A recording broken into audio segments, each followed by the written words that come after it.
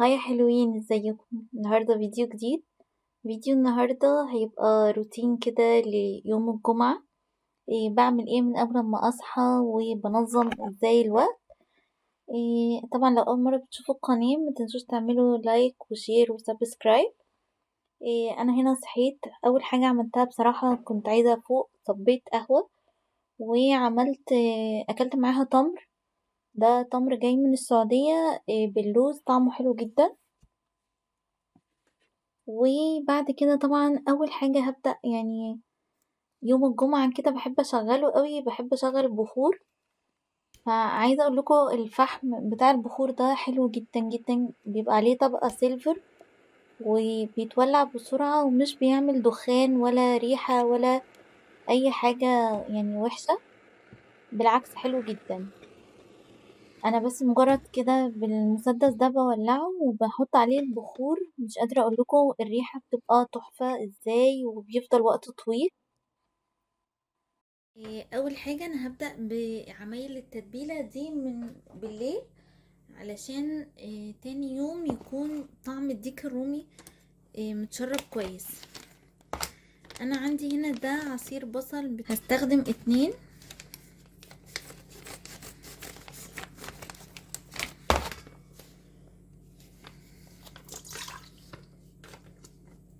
عشان انا عايزة يكون كمية مية البصل حلوة كده. انا بحب لما اكون هتبل طيور او لحوم او حاجات من دي، يعني ما بتبلش في بلاستيك بصراحة. بحب اتبل يا في ستانلس يا في حاجة ازاز،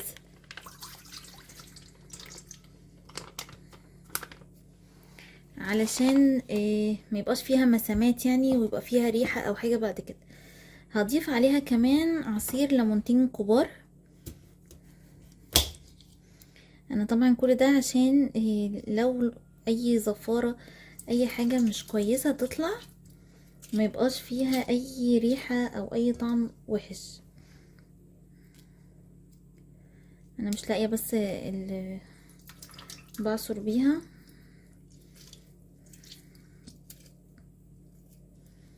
فتمام كده،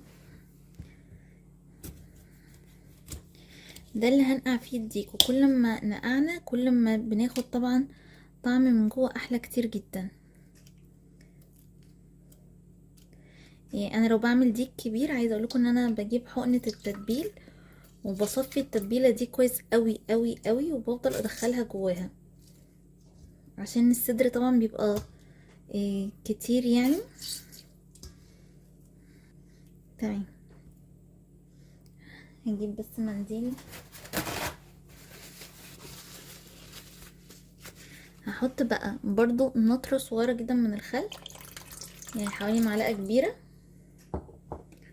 وانا بحب في تتبيل اي حاجة فيها فراخ او طيور، يعني ان انا احط برضو معلقة مستردة، بتخلي الطعم حلو. وبرضو كل ده بيساعد ان لو لا قدر الله في اي زفارة انها تروح. هحط فلفل اسود،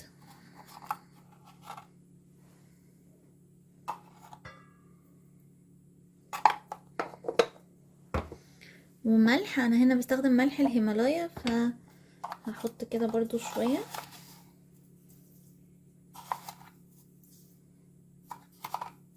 عشان يكون الطعم متبل. هنا عندي بقى ميكس كده انا عاملاه. دي بهارات مشكلة، وحاطة جوز الطيب وحبهان باودر وشوية زعتر، شوية قرفة صغيرين، وشوية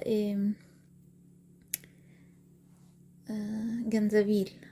تمام، هننزل كده البهارات بتاعتي دي وهقلب وهدوق. لو حسيت ان هي محتاجة تتبيل اكتر ممكن احط خلطة ال11 بهار بتاعت كنور.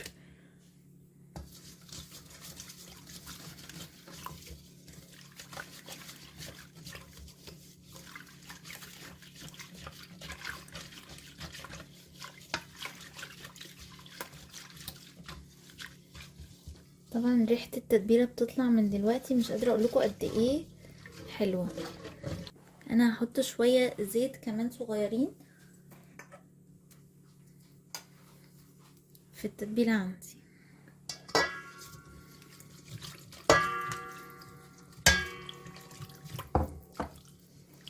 طبعا الليمون والخل بيطروا جدا الانسجة.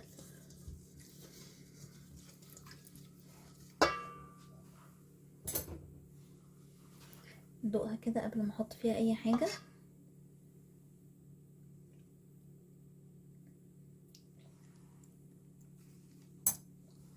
حاساها حلوة جدا.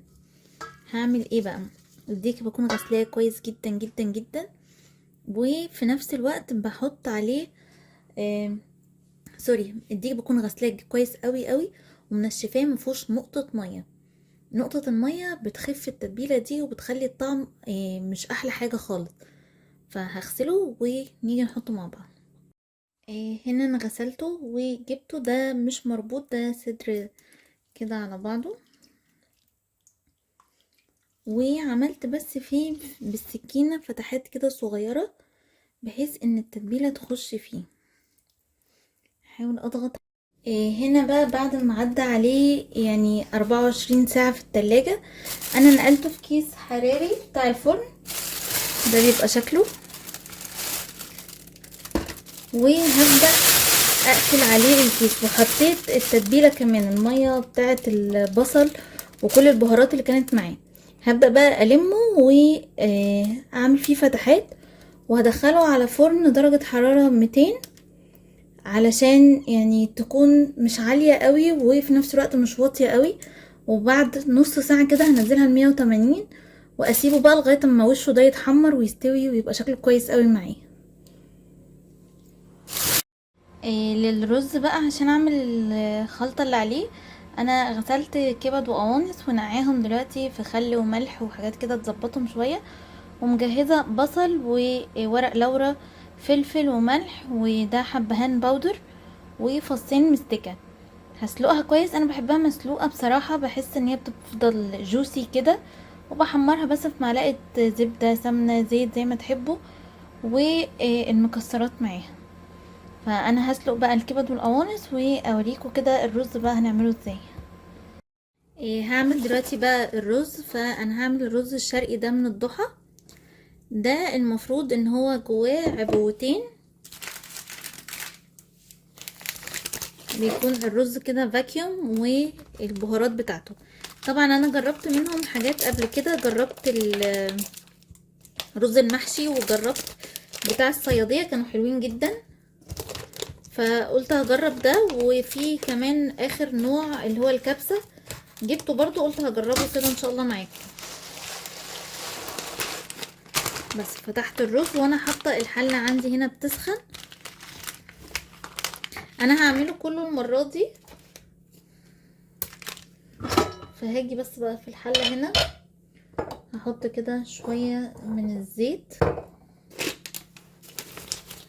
هنزل الرز. طبعا تخلوا الحله على الحراره العاليه. بس هدي الرز كده تشويحه بحيث ان هو يكون كله اتغلف بالماده الدهنيه. بس هحط له بقى الميه بتغلي. بسم الله. دول 500، هحط 200 كمان ملي.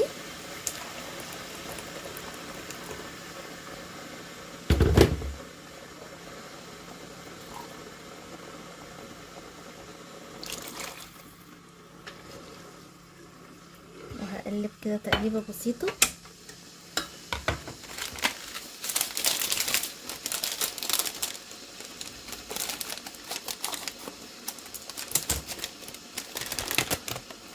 ده شكل كيس الخلطة بتاعتها، قرفة وقرنفل.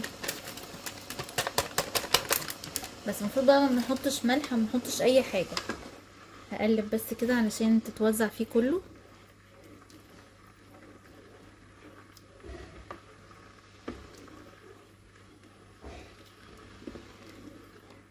طبعا ده اسهل من نعمله نحمر الرز او نعمل كراميل. فلو طلع حلو هيبقى بجد يعني ايه اختراع. انا الصيادية بتاعهم عجبني وبتاع المحشي عجبني، فعشان كده اتحمست وجبت النوعين التانيين. ده كده شكل بقى الرومي بعد ما استوى، عايزه اوريكم شكله. وسبته يبرد، وبقطعه شرايح بالسمك ده ماشي. وبقطع بسكينة تكون مشرشرة كده يعني عشان تظبطه. طبعا لازم نسيبه يبرد كويس يعني. بصوا طبعا اللي عنده سكينة كهرباء اوكي، بس انا عايزة حاجة اللي هي موجودة في كل البيوت عندنا. شايفين الشريحة بتطلع كده تحفة، وينفع في العزومات جدا. ده طبعا يعني ناحية واحدة، فلو احنا جايبين مثلا 2 هيبقى الكمية اكبر. طبعا في العزومات هيبقى شكلها تحفة. هستنى بس الرز بقى يستوي واوريهولكوا كده كله مع بعض. كده الرز عندي استوى خلاص. عايزه اقولكم ان انا زودت شويه ميه تانيين على ال 700 جرام اللي هم 700 مللي اللي هم كاتبينهم. بس يعني عايزه اقولكم ان انا دقته، لا انا حاسه ان ده مش هجيبه تاني يعني. الصياديه والمحشي اوكي هجيبهم تاني، ده انا مش عارفه يعني، حاسه ان انا بعمله في البيت احلى. هخلي اختي برضو تدوقه كده وتقولي رايها. بس دلوقتي هنغرف كده الطبق واوريكم شكله ايه. ده كده شكل الرز وال الديك الرومي. وعايزه اقول لكم الرز يعني انا قلت لكم هدوقه لاختي كمان، فهي قالت لي برضو بتاع البيت احلى بكتير. انا بس هنا حطيت الكبد والقوانص في طبق عادي من اللي هو بوله يعني، وحطيت المكسرات وبعدين الرز عليهم عشان يطلع بالشكل ده. انا بستخدم الاقراص بتاعت فيري، دي احسن اقراص تقريبا موجوده يعني. بس